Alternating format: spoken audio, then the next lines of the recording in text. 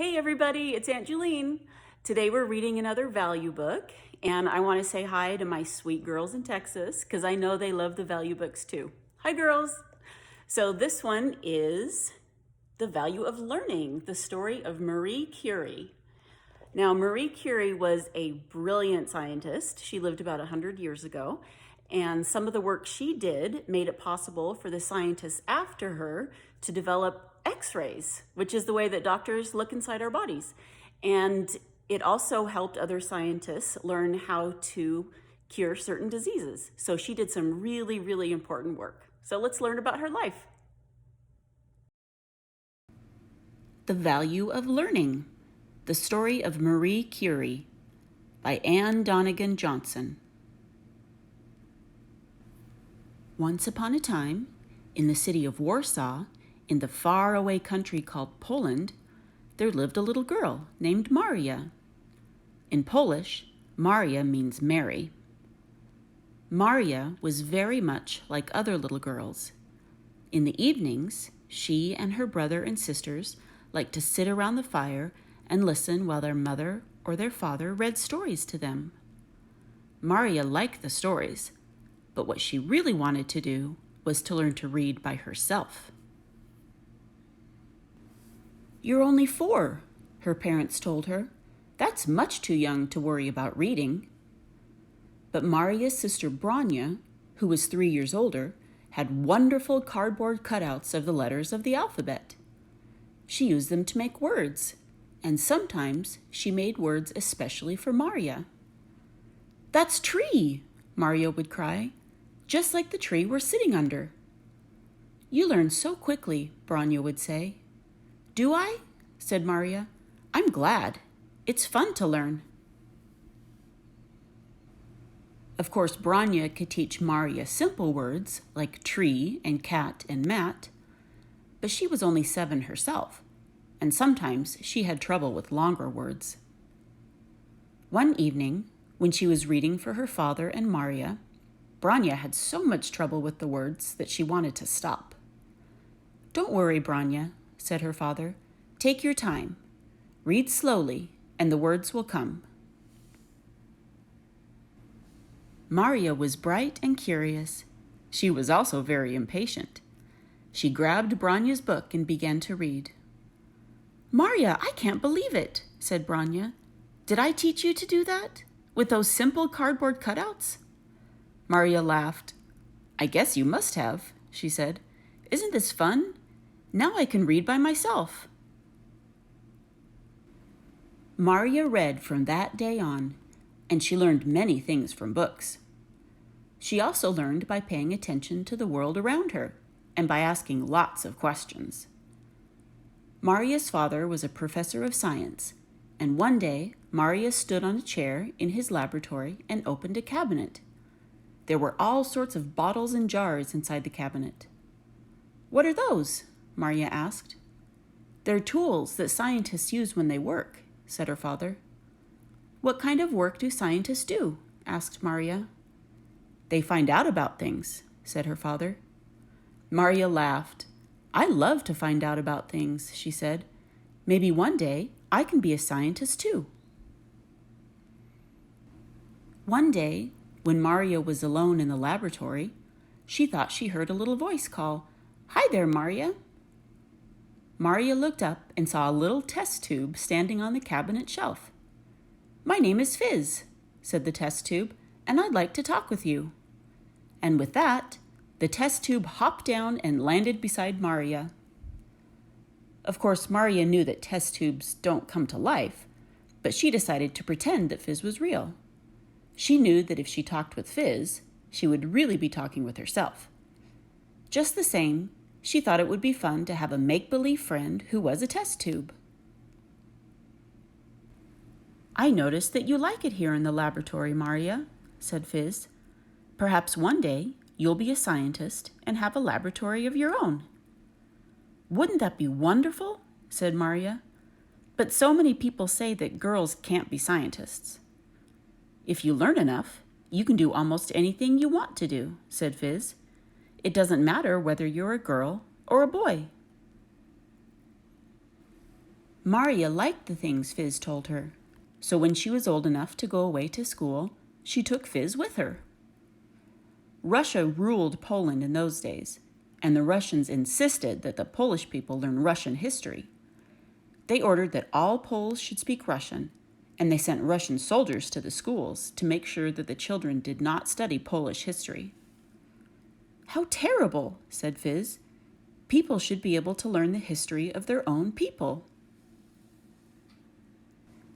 Now the teachers liked to outwit the Russians, so the little girls in Maria's school all had Polish history books.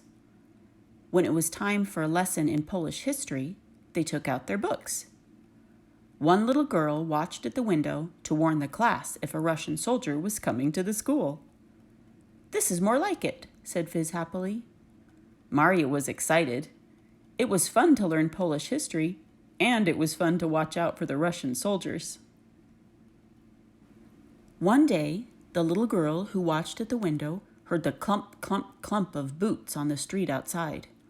A Russian soldier was marching toward the school. He's coming, cried the girl. "It's a Russian soldier, and he's almost here." "Oh dear," said the teacher. "Quickly, hide your history books."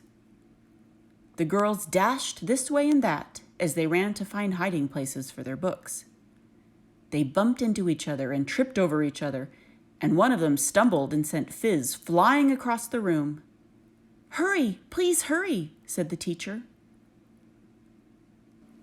The Russian soldier tramped into the room. He saw a group of well-behaved little girls who were doing needlework. Some of them were a bit out of breath, but he didn't notice that. "Very good," said the Russian. He turned to the teacher. "Mistress, have one of your girls tell me the names of all the czars in Russian." Some of the little girls began to tremble, for there had been a great many czars of Russia. Then Maria heard the teacher calling her name. "Oh dear," thought Maria, "I hope I don't make a mistake." Maria began to recite the names of the czars, beginning with the very first one. She knew them all, and she listed them off in perfect Russian. "Whew," thought Fizz. "It's a darn good thing Maria knows all those Russian names." Maria knew a great deal more than the names of the czars by the time she reached high school. She enjoyed learning things, and when she was 16, she graduated from high school first in her class. "Isn't that great?" crowed Fizz. Maria's father certainly thought it was great. "You've worked very hard at school," he told Maria. "Now you must have a reward. I'm sending you to visit your cousins in the country." Maria loved being in the country. She took Fizz along with her, and on nice days they rode horseback across the green open fields. "Whoa!" cried Fizz as they bounced along. "Take it easy, Maria." In the evenings, Maria's cousins and their friends would have parties. They would sing and dance and have a wonderful time. Maria had such a good time that she wanted to dance all night. Maria arrived home from the country to find that Branya was very sad. "I do so want to go to medical school in Paris," said Branya, "but I can't. We don't have the money." "I'm afraid a professor's job doesn't pay very well," said their father. Maria thought about it for a minute. Then she put her arms around Branya. "We can manage," she said. "I'll get a job and send you the money you need." "You?" said Branya. But what can you do?" "I can be a governess and teach little children," answered Maria. "But you've always wanted to go to the university yourself," protested Branya. "And I will go," Maria declared. "I'll send you money until you finish your studies. Then once you're a doctor, you can help me." Maria found a job with a very nice family who lived far away from Warsaw. She enjoyed teaching, and the children in the family liked their lively young governess. She could play hide and seek with them and make them laugh. Of course, Fizz went with Maria, and he always reminded her that one day she would go to the university and become a scientist. So, when she had a moment to herself, Maria continued to read and study and learn. After 5 long, patient years, Maria received a very special letter from her father. "My dear Maria," said the letter, "I have a new job that pays very well. I can send Branya money for her studies, so you don't have to work as a governess any longer. Please come home, for I miss you." "Oh, Fizz!" cried Maria. "Isn't that wonderful? I can go home. I can see my father again. And maybe it will be my turn to go to the university before very long." When Maria arrived home, she rushed to her father and threw her arms around him. "At last!" she cried. "It's been such a long, long time." "It's good to have you back, dear Maria," said her father. "The house has been empty without you." Maria wanted to keep studying and learning while she waited for her turn to go to the university. But at that time, it was not easy for Polish people to continue their educations after high school. The Russians felt that they could control Poland more easily if the Poles did not have too much learning. Poles who wished to study had to do so in secret. Maria found friends who were interested in learning, and in the evenings, they met at one another's homes. They studied together and exchanged information. But they had to keep changing their meeting place so as not to attract attention. It would have been dangerous if they had been caught. Maria studied in this way for several months. Then one day, a letter came from Paris. "It's from Branya," cried Maria. "She's finished medical school, and she wants me to come and stay with her and her new husband Kazimir. Now I can go to the university at last." "I'm so happy for you, Maria," said her father. "You've certainly earned your chance to become a scientist." "Aren't you glad you kept on with your studies?" said Fizz. "Now you can do what you've always wanted." Indeed, Maria was glad. "It's all been worthwhile," she whispered to Fizz. "I know it will be hard work, but I don't care," said Maria. She ran upstairs to pack. "Hard work is fun when you're learning things, and if I become a great scientist and discover something important, it could help people." "Stop daydreaming and hurry," warned Fizz. "You'll miss your train if you don't pay attention." Maria hurried and finished her packing, and her father went with her to the railroad station. Suddenly, Maria felt terribly lonely. "Oh, Father, I'm going to miss you," she cried. "And I'll miss you, dear Maria," he said. "But you must go now. You gave your sister her chance to be a doctor. Now it's your turn to become a scientist." So Maria and Fizz got on the train, and it chugged slowly out of the station and away from Warsaw. By the time she reached Paris, Maria wasn't sad anymore. She was happy and excited. Branya and Kazimir were waiting at the train station to meet her, and they laughed when they saw how eager she was. "Now we can go immediately to the Sorbonne," she said. "Don't you even want to go home first?" asked Branya. Maria didn't. The Sorbonne was one of the best universities in the world, and it was one of the few that accepted women in the science department in those days. Maria couldn't wait to see it. And when she registered for her classes, she decided that she would not use the name Maria any longer. "Now that I'm in Paris, I shall use the French name for Maria, which is Marie," she said. And from that day on, she was called Marie. At first, Marie was very happy with Branya and Kazimir. But after her classes began, she had a problem. "Oh, Fizz," she said one evening, "Branya and Kazimir are wonderful people. They have so many friends who come to visit and chatter and play the piano. How can I work with so much going on?" "I'm not sure you can," said Fizz. So Marie went to talk with Branya and Kazimir. "I love your home and I love your friends," said Marie. "You know such nice people. I enjoy them when I'm not studying. But when I'm trying to learn something, I just can't concentrate here. I think it would be better if I rented a small room near the university. Then I'd be close to the laboratory and the library, too. We understand, Marie, said Branya. We love having you stay with us, but you do need a quieter place. I think this move is for the best, said Fizz, when Marie found a little attic room near the university. But as time went by, Fizz wasn't so sure. Marie wanted to save coal and oil, so she studied each evening at the library. Then, when the library closed at 10 o'clock, she came back to the chilly room, and she often studied on into the night. At last, when her hands were too cold to hold a pen and her eyes could no longer stay open, she would go to bed. Marie, you must get more rest, warned Fizz, and you aren't eating enough. You'll be sick if you don't watch out.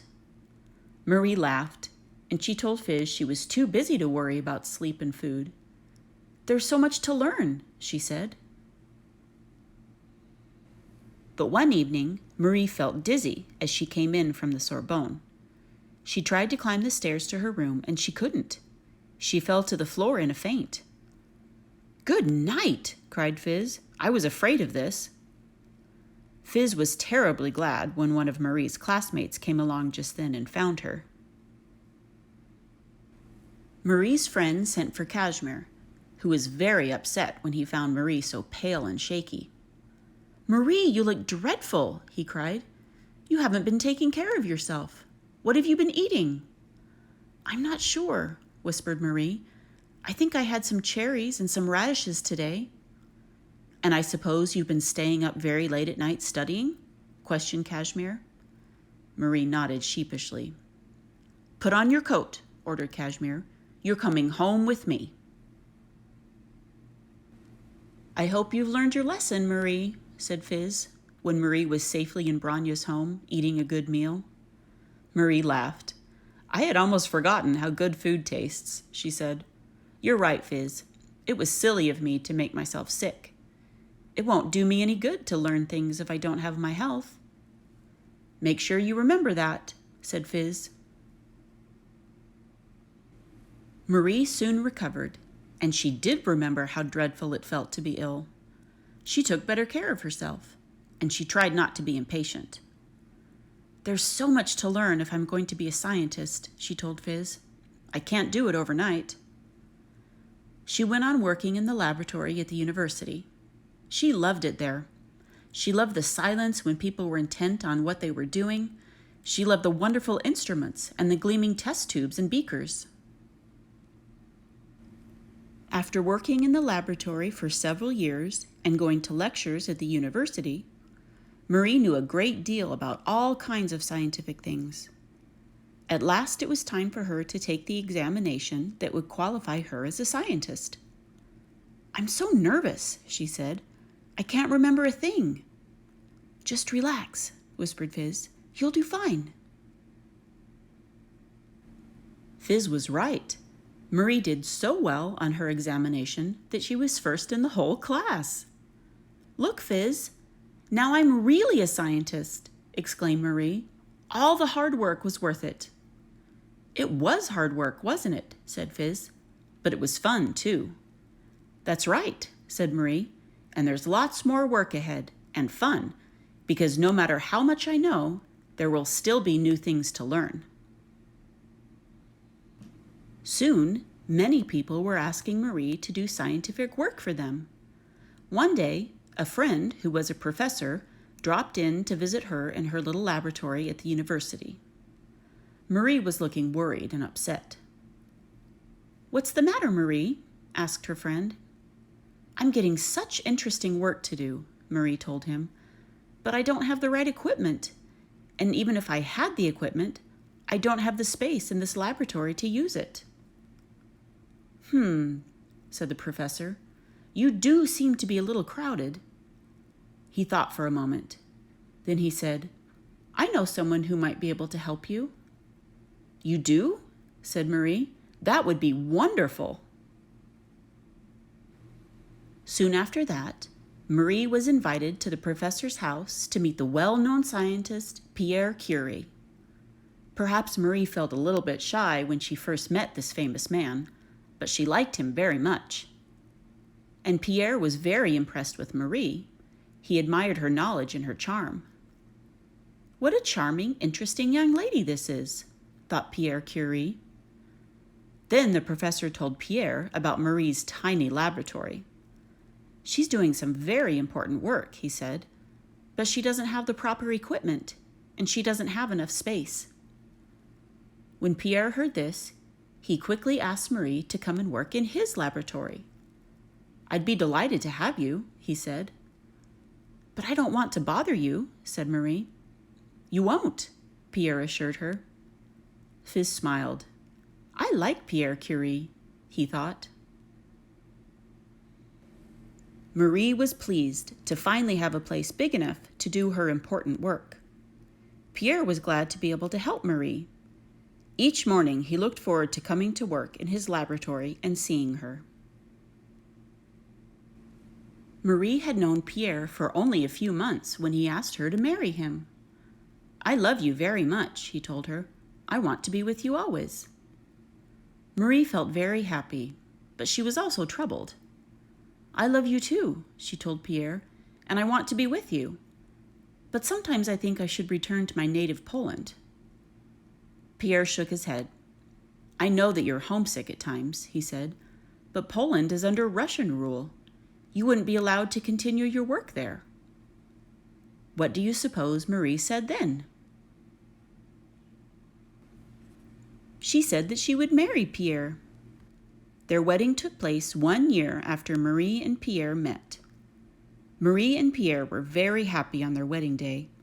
They had so much to look forward to. Being together, sharing their knowledge, and working with each other. Fiz was quietly beaming. Marie and Pierre were very happy indeed. On their honeymoon, they bicycled far out into the country, far from the hustle and bustle of Paris. Sometimes they stopped in a meadow and had a picnic lunch. Sometimes they gathered wildflowers for their room.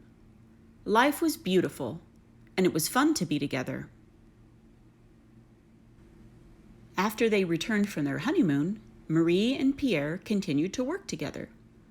There was so much to be discovered that they spent many hours in their laboratory. Then something happened that made their lives even more complete. Marie and Pierre had a baby daughter. "She's so beautiful," exclaimed Marie, looking into the baby's crib.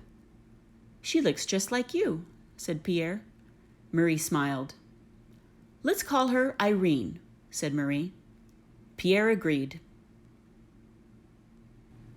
Marie enjoyed being a mother, and she enjoyed being a scientist. She did a wonderful job of each. In these years, flat glass plates that were used for photographs were kept wrapped in black paper so that they would not develop white spots from being exposed to rays of light.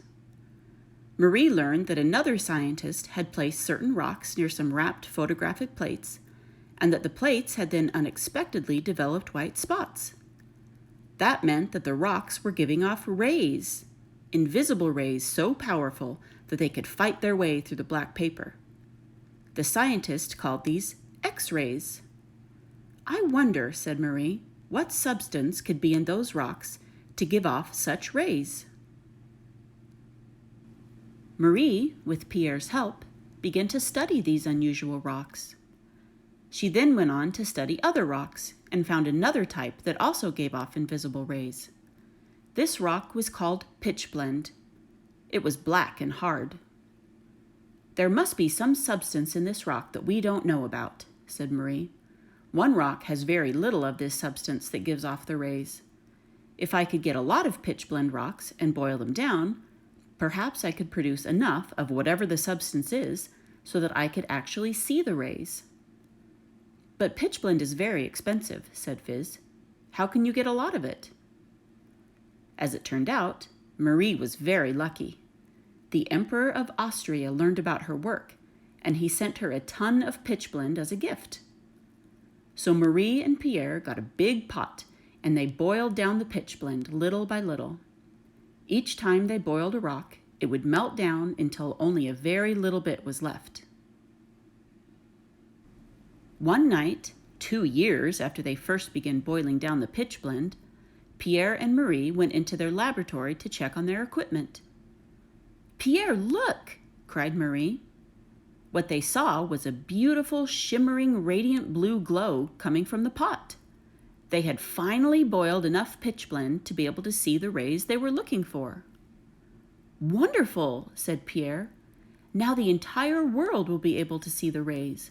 Rays that we thought existed, but that no one has ever seen before."